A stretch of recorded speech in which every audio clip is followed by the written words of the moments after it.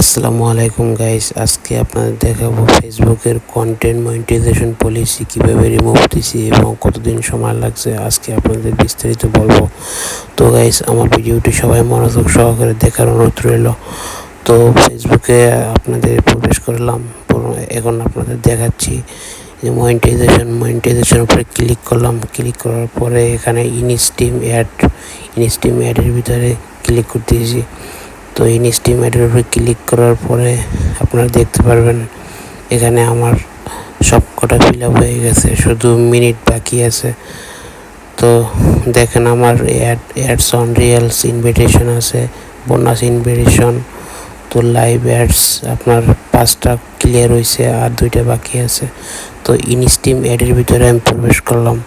তো এবার আপনাদের দেখাচ্ছি ইনস্টিম অ্যাডের ভিতরে। দেখেন আপনারা উপরে ড্র আমার কমপ্লিট হয়ে গেছে, এলিজিবল কান্ট্রি এবং কন্টেন্ট মনিটাইজেশন পলিসি, এবং আমার 5,000 যে ফলোয়ার আমার কমপ্লিট হয়ে গেছে। তো গাইস, আমার এখন বাকি আছে আপনার 60,000 মিনিট ওয়াচ টাইম। তো আপনারা দেখেন এখানে আপনার 10,896 মিনিট আমার পূর্ণ হয়েছে।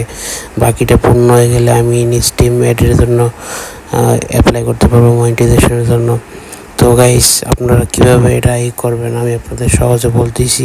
প্রচুর পরিমাণ লাইভ করবেন। আমি প্রত্যেক দিন 3 থেকে 4টে লাইভ করছি। লাইভ করার পরে আমার কন্টেন্ট মনিটাইজেশন পলিসিটা চলে গেছে। তো গাইস, আশা করি আপনারা এভাবেই লাইভ করবেন এবং আপনার নিজের পিকচার দিয়ে সবসময় ফেসবুকে পোস্ট করবেন, অন্য কারো পিকচার দেবেন না। তো গাইস, আমার ভিডিওটি যদি ভালো লেগে থাকে অবশ্যই সাবস্ক্রাইব করুন এবং ফলো দিয়ে সঙ্গে থাকবেন।